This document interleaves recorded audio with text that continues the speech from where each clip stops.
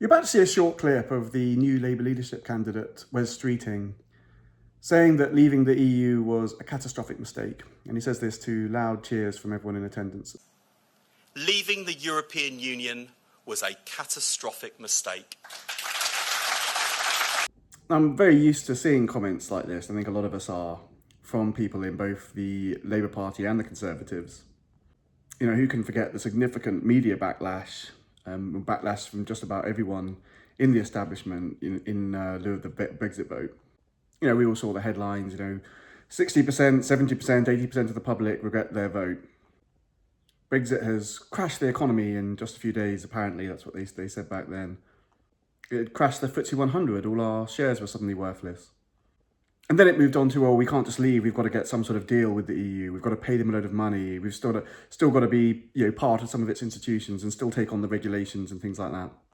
What we eventually ended up with, thanks to Boris once he took over from Theresa May, who obviously completely failed, was a sort of halfway house, a half Brexit. It was never full Brexit. We're still a member of a lot of the institutions. We still haven't got rid of all the regulations that we took on during our long membership period. We also had to end up paying them billions and billions of pounds just to leave, even though technically they owed us money. And so it wasn't a surprise to see Wes Streeting come out with stuff like this, because the establishment just never quite got over Brexit. They never quite forgave the British public. And of course, they absolutely never ever respected the decision. So let's fact check what Wes Streeting said. Was it a catastrophic mistake for Britain to leave the EU? Firstly, we examine what happened to the FTSE 100. Within days after Brexit, it fully recovered. So that was a complete load of nonsense. The markets will always be a bit spooked by news like that, or any big change. The markets will always react badly for a few days. It's completely normal. Of course, now Wes Streeting said specifically that leaving the EU had made Britain less powerful and ultimately British people less wealthy than ever before, any time since the Industrial Revolution, is what he actually said. Now, even in spite of this current Labour government and adjusting for inflation and everything like that, we are economically better off than we were 10 years ago. That's just a fact. The figures are there for everyone to see. If you look them up, the figures are there. The average household, even adjusting for inflation, is £23,000 richer than it was 10 years ago. Yeah, our economy is not doing well currently in comparison to, say, the USA or Canada, but we are growing twice as fast as Germany. We're doing significantly better than France, Italy, and Spain. So the narrative that being in the EU is essential for our economic growth is just complete nonsense. And you can clearly see in comparison to those countries, we're actually doing better. Now, they're very much still in the EU, so something doesn't quite add up there, does it?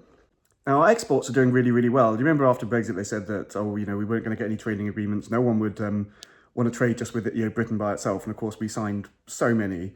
We've achieved greater sales growth than any other G7 nation apart from Canada since Brexit. Even exports to the EU have doubled since Brexit. And it's given us tremendous freedom. You can forget just last year when Donald Trump slapped tariffs on a load of nations on most of the world. And Britain was actually the first country to sign a trade deal.